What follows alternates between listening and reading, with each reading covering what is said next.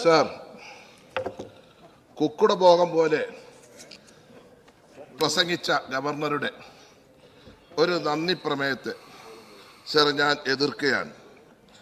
Sir, ഇവിടെ ഇന്ന് ഭരണപക്ഷം പ്രതിപക്ഷ നേതാവിൻ്റെ നേരെ. അപ്പോൾ ഒരു കാര്യം മനസ്സിലായി, ഇങ്ങക്ക് ഏറ്റവും അധികം പേടിയുള്ള ഒരാൾ നമ്മുടെ പ്രതിപക്ഷ നേതാവ് VD സതീശനാണ്.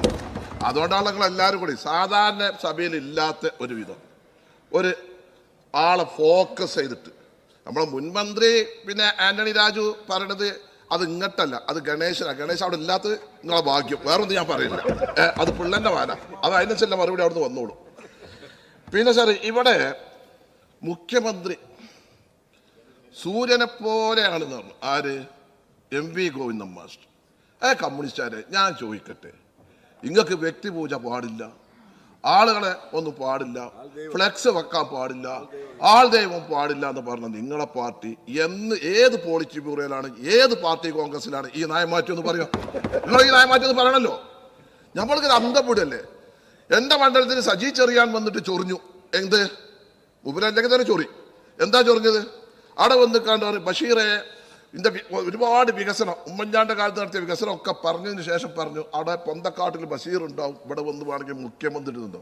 ഞാൻ അപ്പം ആലോചിച്ച്, പഠിച്ചോനെ ഇയാൾ സൂര്യനാ, ഞാനവിടെ കരിഞ്ഞു പോകില്ല, അതിൻ്റെ അടുത്ത് പോയിരുന്നാൽ. നിങ്ങളൊന്ന് ആലോചിച്ച് നോക്കി, ഇങ്ങളെ ഒരു പാർട്ടിക്ക് എന്തെങ്കിലും നയമുണ്ട്. ഞാൻ ചോദിക്കട്ടെ, ഇങ്ങളെ ഈ നവകേരള സദസ് എന്താ ഉണ്ടായത്? നിങ്ങൾ ആദ്യം പറഞ്ഞു പരാതി സ്വീകരിക്കാനാണെന്ന് പറഞ്ഞു, പിന്നെ പറഞ്ഞു ജനങ്ങളുടെ അഭിപ്രായങ്ങൾ കേൾക്കാനാണെന്ന് പറഞ്ഞു, പിന്നെ പറഞ്ഞു സംവാദമാണെന്ന് പറഞ്ഞു. ആരോടെ നിങ്ങൾ സംവാദം നടത്തിയത്? ആരോടെ നിങ്ങൾ സംവാദം നടത്തിയത്? ഏറ്റവും വലിയ പണക്കാരെ, പൗരപ്രമുഖർ എന്ന് പറയുന്ന ആൾക്കാരെ വിളിച്ചിട്ട് അധ്വാനിക്കുന്ന തൊഴിലാളി വിഭാഗത്തിന്റെ പാർട്ടി എന്ന് പറയുന്ന പാർട്ടി, ബൂർഷകൾ എന്ന് പറയുന്ന ഒരു കാലഘട്ടത്തിൽ എല്ലാ കാലഘട്ടത്തിലും അൻവറാടി പ്ലീസ്, കാരണം തിരക്കതൊന്നും ശരിയായില്ല, പ്ലീസ് ഡൗൺ. അതിന് എന്ത് പറ്റിച്ചാൽ ആ അധ്വാനിക്കുന്ന വർഗത്തിന് എല്ലാവരെയും ബൂർഷ എന്ന് പറയുന്ന നിങ്ങൾ ആ ബൂർഷകളൊക്കെ വിളിച്ചിട്ട് പാല് അണ്ടിപ്പരിപ്പ് ചാലിച്ചിട്ട് കൊടുക്കണ ആളുകളല്ലേ നിങ്ങൾക്ക് ഉളുപ്പറ സാധനങ്ങൾക്കുണ്ട്. അവിടെയൊക്കെ പോയി കാണുന്നതാണ് BC ബ്രാഞ്ച് സെക്രട്ടറി, LC അങ്ങനെ കാവലിക്ക ഇങ്ങനെ പറഞ്ഞേക്കുക. എന്നിട്ട് മറ്റൊരാളുടെ ഉള്ളിലേക്ക് പ്രവേശനമില്ല. എന്നിട്ട് ഓരോട് എന്തെങ്കിലും കാര്യം ചോദിക്കുക. ഇവിടെ മറ്റൊരു ഒരു നവകേരളത്തിൽ ഈ രാജീവൊക്കെ അത്യാവശ്യം വിവരമല്ല, ഒരു കോമൺ സെൻസിലെ ഒരു ബുദ്ധിയുടെ സാധനമാണ് ഞാൻ വിചാരിച്ചിരുന്നു. പക്ഷെ ഇങ്ങനെയുണ്ടോ ഒരു പരാതി 20 ആള് പോയിട്ട് ഒരു 100 ആൾക്ക് ഒരു അയ്യഞ്ചിച്ച പരാതിയൊക്കെ നിങ്ങൾ വാങ്ങണ്ടേ? നിങ്ങളെ കൈക്ക് നിങ്ങൾ എവിടെ പോയി വാങ്ങിയത്? സർ, ഒരു പരാതി പോയി ഒറ്റ തഹസിൽദാർക്ക് പരാതി കൊടുത്തിട്ട് ഒരു കാര്യം തീരുമാനമായി. അവസാനം കേരള സദസ്സിൽ പോയി. കേരള സദസ്സിൽ പോയപ്പോൾ ഓൻ പോയി പരാതി കൊടുക്കുമ്പോൾ പിന്നെ അത് വാങ്ങണം ആ തഹസിൽദാറാ സർ. പിന്നെ സർ ആ തഹസിൽദാറാണ്. അത് സാർ ഈ മൂത്രക്കല്ലിന് അസുഖം ഉണ്ടായപ്പോൾ നമ്മളെ നാട്ടിൽ പറഞ്ഞു കോഴിക്കോട് നല്ല ഡോക്ടർ ഉണ്ട്, അവിടെ നിന്ന് പോയി നോക്കുകയാണ്. ഓൻ കോഴിക്കോട് ചോദിക്കുമ്പോൾ ഓനെ കാണിച്ച് ആ ഡോക്ടറെ അപ്പോൾ മൂത്രക്കല്ലിന് നോക്കാൻ അവിടെ സ്പെഷ്യലിസ്റ്റ്. അതേമാതിരി സർ ഇവരെ കാലത്തിലെ പരാതികൾ സ്വീകരിക്കുന്നത് ആരാ? ഇങ്ങനത് ആലോചിക്ക്. ഇങ്ങനെ എന്തെങ്കിലും തീരുമാനമുണ്ടോ? എന്താ ഉള്ളത്? 20 മന്ത്രിമാരിങ്ങനെ വന്ന് എല്ലാവരും നല്ല പുതിയാപ്പിളായി 20 ആളും ഇവിടുന്ന് തേട്ടം പോണ മാതിരി കാസർഗോഡ് നിങ്ങളുടെ തിരുവനന്തപുരത്തേക്ക് 42 ദിവസം എന്നിട്ട് ഇങ്ങനെ വിഭവസമൃദ്ധമായിട്ടുണ്ട്. എല്ലാത്തിൻ്റെ വെയിറ്റ് 6 കിലോ നിങ്ങളുടെ കൂടി നല്ല നാട്ടുകാർക്കത് പ്രയോജനമുണ്ടായി. നിങ്ങളൊന്ന് ആലോചിച്ച് നോക്കി, ഇങ്ങൊക്കെ ഉണ്ടായോ? ഞാൻ ചോദിക്കട്ടെ, ശൈലജ ടീച്ചർ മണ്ഡലത്തിൽ പോയപ്പോൾ എന്താ ഉണ്ടായത്? ആ ഭാസ്കര മാസക്കത്തെ കിട്ടി, ശൈലജ ടീച്ചർക്ക് കിട്ടി. പിന്നെ ജനങ്ങളുടെ പ്രശ്നം അധ്വാനിക്കുന്ന വാണിസാറിന്റെ സിദ്ധാന്തങ്ങൾ അറിയപ്പെടുന്ന എന്റെ കേരള കോൺഗ്രസ്സുകാരാ.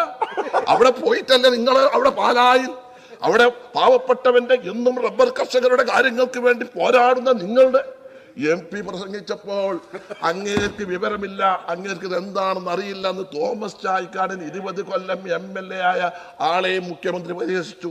അപ്പോഴും നിങ്ങൾ മിണ്ടിയില്ല. പിന്നെ വന്നിട്ട് ഇവിടെ വന്നിട്ട് മുഖ്യമന്ത്രിക്ക് ഒരു പരാതി, റബ്ബറിന്റെ താങ്ങുവില വർദ്ധിപ്പിക്കുന്നത്. നിങ്ങൾ ആലോചിച്ചോക്കെ, ഇങ്ങനെ എവിടേക്ക് നിങ്ങളെ പോക്ക്? ഇങ്ങനെ പറയണ കേട്ടാല് എന്താ നിങ്ങൾ നടത്തിയത്? ഇവിടെ പറഞ്ഞു വികസനത്തിന്റെ കാര്യം പറഞ്ഞു. ഇങ്ങക്ക് എന്തേത് ഉണ്ടായത്? എന്റെ ബഹുമാന സുഹൃത്ത് ഡോക്ടർ MK മുനീർ കേരളത്തിന്റെ പൊതുമരാമത്ത് വകുപ്പ് മന്ത്രിയായിരിക്കുന്ന കാലഘട്ടത്തിൽ കാസർഗോഡ് നിന്ന് തിരുവനന്തപുരത്തേക്ക് UDFന്റെ കാലത്ത് എക്സ്പ്രസ് ഹൈവേ 5400 കോടി രൂപയുടെ പ്രൊജക്ട് വന്നപ്പോൾ പശുവിനെ അങ്ങോട്ടും ഇങ്ങോട്ടും കറക്കാൻ പറഞ്ഞാൽ സമരം ചെയ്ത കൂട്ടുകാരുണ്ട്. എന്നൊക്കെ ഉണ്ടായത്? എവിടെയാണ് ഇതൊക്കെ തോന്നിയത്? ഇപ്പൊ നിങ്ങൾക്ക് കേരളയിൽ ഞാൻ കണ്ണൂരിൽ നിന്ന് അപ്പം തിന്നാല് തിരുവനന്തപുരത്ത് നിന്ന് തിന്നാറ് ഗോവിന്ദൻ മാസ്റ്റർ ക്ലാസ്. നിങ്ങൾക്ക് വേറെ പണിയൊന്നുമില്ലേ?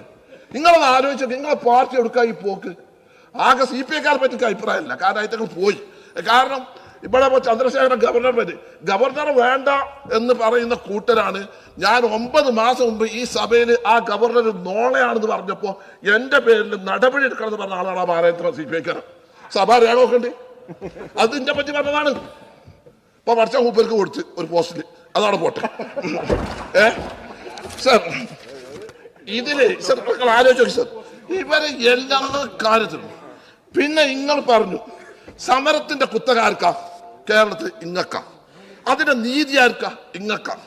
അതിന് കൈവശം വെച്ച് അതിന്റെ നീതിയും അതിന്റെ കുത്തകയും ഒക്കെ കൈവശം വെച്ചത് SFI-ക്കാരും CIT-ക്കാരും. ഇപ്പൊ 7 കൊല്ലായിട്ട് നിങ്ങൾക്ക് സമരമല്ല. അപ്പോഴാണ് അതിനെതിരാണ് നിങ്ങൾക്കൊരു എക്സസൈസ് എടുക്കാൻ വേണ്ടിയിട്ട് ആ പാവപ്പെട്ട യൂത്ത് കോൺഗ്രസ്സുകാരെ ആ നവകേരള സദസ്സിന്റെ പേരിൽ ഒന്ന് മർദ്ദിക്കാൻ വേണ്ടി തീരുമാനിച്ചു. അപ്പൊ സർക്കാരിനെതിരെ ആരെങ്കിലും സമരം ചെയ്ത യൂത്ത് കോൺഗ്രസ്, പോലീസ് അതൊരു ഭാഗത്ത്, പിന്നെ മൺചട്ടി, പിന്നെ ഹെൽമെറ്റ്, കോൺഗ്രസ് ഇതൊക്കെ അടിച്ച. എന്നിട്ട് നമ്മളെ മുഖ്യമന്ത്രി ഇവർക്കൊക്കെ ജീവൻ രക്ഷിക്കാൻ രക്ഷാപ്രവർത്തനം നടത്താൻ അതിന് ആഭ്യന്തര വകുപ്പ് ഒരുക്കാട് അവസാന പാടി. പിന്നെ എവിടെയെങ്കിലും പോലീസുകാരേതെങ്കിലും കേസ് എടുക്കുമോ? നിങ്ങളൊന്ന് ആലോചിച്ച് നോക്കി. നാളെ നിങ്ങൾ പുറത്തിരിക്കുമ്പോൾ ഞങ്ങൾ ആൾക്കാർ ചെയ്താലോ? ആ കോൺഗ്രസ്സുകാരെ അങ്ങനെ കണക്കാക്കണ്ട. ഐറ്റങ്ങൾ 5 10 ആണെങ്കിൽ നിങ്ങളൊക്കെ നേരിടാൻ ഐറ്റങ്ങൾ മതി. അത് നിങ്ങൾ മനസ്സിലാക്കായിട്ടാ. നിങ്ങൾ എന്താ ചെയ്തത്? അവരെങ്ങനെ എപ്പോഴും ആക്രമിച്ച് ഒക്കെ ചെയ്തു. പിന്നെ നിങ്ങൾ പെൻഷൻ, നിങ്ങൾ ഏതെങ്കിലും പേസുകളോ നിങ്ങൾ പെൻഷനോ കാര്യങ്ങളോ എന്തെങ്കിലും കൊടുത്തുക്കണോ? നിങ്ങൾ ഞാൻ ചോദിക്കട്ടെ, ഈ ഇതിൽ ഇപ്പം നയപ്രഖ്യാപനം എൻ്റെ പ്രസംഗത്തിന് ശേഷം ബഹുമാനായ TP പ്രസംഗിക്കാറുള്ളൂ. നിങ്ങൾ കമ്മ്യൂണിസ്റ്റുകാരുള്ളൂ. ഒരു 2.5 3 4 മണിക്കൂർ റിപ്പോർട്ടിങ് ചെയ്യുമ്പോൾ ഒരുപാട് ആഗോള കാര്യങ്ങളെ പറ്റി പറയാറുണ്ടല്ലോ. നിങ്ങൾ ഈ നയപ്രഖ്യാപനത്തിൽ ഈ പ്രസംഗത്തിൽ ആ 67 പേജിൽ എന്തെങ്കിലും പറയാത്ത കാര്യങ്ങൾ ഞങ്ങൾ ശ്രദ്ധയിലൊന്ന് പെടുത്താം. സംസ്ഥാനത്തെ കർഷകരിൽ നിന്ന് നെല്ല് സംഭരിക്കുമ്പോൾ നെല്ല് സംഭരണ രസീത് PRS നൽകി തുക വായ്പയായി അനുവദിക്കുകയും വായ്പ തിരിച്ചടവ് സർക്കാർ മുടക്കിയാൽ ബാധ്യത കർഷകരിൽ നിക്ഷിപ്തമാക്കുകയും കർഷകരുടെ സിവിൽ സ്റ്റോറിനെ അത് ബാധിക്കുകയും ചെയ്യുന്ന കർഷക വിരുദ്ധ നടപടി അവസാനിപ്പിച്ചുകൊണ്ട് നെല്ലിന്റെ വില കർഷകരുടെ അക്കൗണ്ടിലേക്ക് നേരിട്ട് നൽകുന്നതിന് നടപടി സ്വീകരിക്കുന്ന ഒരു വാക്കുകൾ ഇത് പറഞ്ഞിക്കണോ? ഇല്ലല്ലോ. സാമൂഹ്യ സുരക്ഷാ പെൻഷൻ നൽകുന്നതിനായി പെട്രോളിയം ഉൽപ്പന്നങ്ങൾക്ക് പ്രത്യേക സെസ് ഏർപ്പെടുത്തി ജനങ്ങൾക്ക് അധിക ബാധ്യത നൽകിയിട്ടുണ്ട്. 5 മാസത്തിലധികമായി മുടങ്ങിയിരിക്കുന്ന പെൻഷൻ കുറിച്ച് തീർത്ത് വിതരണം ചെയ്യുന്ന നടപടിയെ സംബന്ധിച്ച് നിങ്ങൾ ഏതെങ്കിലും പറഞ്ഞിക്കണോ? പറഞ്ഞിട്ടില്ലല്ലോ. ഇനി ഒന്നും കൂടി, നിങ്ങളാണല്ലോ സഹകരണ പ്രസ്ഥാനത്തിന്റെ വലിയ ആൾക്കാരെന്ന് പറഞ്ഞത്. ഫെഡറൽ തത്വങ്ങൾക്ക് വിരുദ്ധമായി സംസ്ഥാനത്തെ സഹകരണ മേഖലയെ ദോഷകരമായി ബാധിക്കുന്ന രീതിയിൽ അന്തർ സംസ്ഥാന സഹകരണ സംഘങ്ങൾക്ക് കൂടുതൽ ഇളവുകൾ നൽകുന്ന കേന്ദ്ര സർക്കാർ നയത്തോട് ശക്തമായ വിയോജിപ്പ് രേഖപ്പെടുത്താത്തതും സംസ്ഥാനത്തെ സഹകരണ മേഖലയുടെ വിശ്വാസ്യത തിരിച്ചുപിടിക്കുന്നതിന് ആവശ്യമായ നടപടികളെ കുറിച്ച് നിങ്ങൾ ഇത് പ്രതിപാദിച്ചിട്ടുണ്ടോ? നിങ്ങളൊന്നും പറഞ്ഞിട്ടില്ലല്ലോ. നിയമനങ്ങളിലെ ക്രമക്കേട്, സ്ഥിരം VC-മാരെ നിയമിക്കാൻ സാധിക്കാത്ത സാഹചര്യം, അക്കാദമികമായ നിലവാര തകർച്ച മൂലം പ്രതിസന്ധി നേരിടുന്ന കേരളത്തിലെ സർവകലാശാലകളെ മികവിന്റെ കേന്ദ്രമാക്കി മാറ്റുന്നുള്ള ഒരു ബദൽ മാർഗങ്ങളെ കുറിച്ച് നിങ്ങൾ ആലോചിക്കണോ? അത് നിങ്ങൾ അതിൽ പറഞ്ഞിക്കണോ? ഇല്ലല്ലോ. കടുത്ത സാമ്പത്തിക പ്രതിസന്ധിയുടെ കാലഘട്ടത്തിൽ നികുതി പിരിവ് കാര്യക്ഷമമാക്കുന്നതിന് നടപടി സ്വീകരിക്കുന്നതിന് പകരം കേരളീയം പരിപാടിയുടെ ഭാഗമായി നികുതി വെട്ടിപ്പിന് നടപടി നേടുന്നതിൽ നിന്നും നികുതി കുടിശ്ശിക ഒടുക്കാനുള്ളവരിൽ നിന്നും വലിയ രീതിയിൽ സ്പോൺസർഷിപ്പ് കൈപ്പറ്റി അതൊരു അബദ്ധാണെന്നെങ്കിലും നിങ്ങൾ പറഞ്ഞോ? ഇല്ല. പിന്നെ അതിൻ്റെ കൂട്ടത്തിൽ ആ കേരളീയം, എന്താ കേരളീയം? കേരളത്തിൻ്റെ എല്ലാ പൈതൃകങ്ങളും ആകെ ഇവിടെ 7 കൊല്ലമായിട്ടുള്ളൂ. ആകെ 20 കൊല്ലം വെച്ചുള്ളൂ. ഇതൊക്കെ കൂടി നിങ്ങൾ ഉണ്ടാക്കിയതാ. ഇതൊക്കെ കൂടി നിങ്ങൾ ഉണ്ടാക്കിയ എന്നിട്ട് നിങ്ങൾക്ക് എൻ്റെ നവകേരളം എന്നിട്ട് തുലാമാസം കൊണ്ടേക്കാണ് തിരുവനന്തപുരത്ത് പരിപാടിക്കണം. നിങ്ങളെ തലയിൽ എന്തെങ്കിലും ഉണ്ടെങ്കിലല്ലേ? അല്ലെങ്കിൽ തന്നെ കേരളത്തിലെ കാലാവസ്ഥയിൽ തുലാമാസത്തിൽ ഏറ്റവും അധികം മഴയുള്ള സ്ഥലമാണ് ഈ തിരുവനന്തപുരം ഭാഗം. എന്നിട്ട് നിങ്ങൾ ആലോചിച്ച് നോക്കി. എന്നിട്ട് അതിന് പോയിട്ട് ഇങ്ങനെ പറയാണ്, ഞാൻ ചോദിക്കട്ടെ, സിനിമാ നടൻ മമ്മൂട്ടി, സിനിമാ നടൻ മോഹൻലാൽ, നടി ശോഭന, കമലഹാസൻ വന്ന ആള് കൂടും. അത് ലീഗുകാരും പോകും, കോൺഗ്രസ്സുകാരും പോകും, എല്ലാവരും പോകും. അതിന്റെ പേരിലെ പെണ്ണുങ്ങളും കുട്ടികളൊക്കെ പോകും. ഇനി പോകണ്ടാരും പോകും. എന്നിട്ട് അത് നമ്മുടെ ശിവൻകുട്ടി ഏറ്റവും വലിയ ജനസംഖ്യ ഉണ്ടാവില്ല, ഗാനമേളക്ക് ആളുണ്ടാവില്ലേ, പൂരത്തിന് ആളുണ്ടാവില്ല. ഇതൊക്കെ നിങ്ങൾ ഈ പറയാം. എന്നിട്ട് അതിനാണ് നിങ്ങൾ ഈ വർത്തമാനം പറയണത്. നമ്മൾ ആലോചിച്ചോക്കി. ആ പിന്നെ സംസ്ഥാനത്തെ സ്കൂൾ ഭക്ഷണ പദ്ധതിക്കുള്ള ഫണ്ട് വിതരണം ചെയ്യാത്തുണ്ടായിരിക്കുന്ന പ്രതിസന്ധിയെ സംബന്ധിച്ച് നിങ്ങൾ എന്തെങ്കിലും പറഞ്ഞു? വന്യജീവി ആക്രമണങ്ങളിൽ ഇവിടെ പറഞ്ഞില്ലേ, മനുഷ്യർ കൊല്ലപ്പെടുന്നതും കൃഷിനാശം സംഭവിക്കുന്നതും വ്യാപകമായിരിക്കുന്ന സാഹചര്യത്തിൽ കൃഷ്ണൻകുട്ടി മിസ്റ്റർ കേൾക്കണം, വന്യജീവി ആക്രമണത്തെ ഫലപ്രദമായി പ്രതികരിക്കുള്ള നടപടിയെക്കുറിച്ച് എന്തെങ്കിലും പറഞ്ഞു. നിങ്ങൾ ക്യാബിനറ്റ് കൂടി 21 നിങ്ങൾക്ക് പറ്റിയെന്താ അറിയോ? നിങ്ങൾക്ക് അടിച്ച് കൊയ്ത്ത് കണക്ക് എന്തൊക്കെ ക്യാബിനറ്റിൽ കണക്ക് ഇന്നപ്പോ ഇത് അവിടെ ചീഫ് സെക്രട്ടറി വെച്ചു ഒരു സീനിയർ മെമ്പർ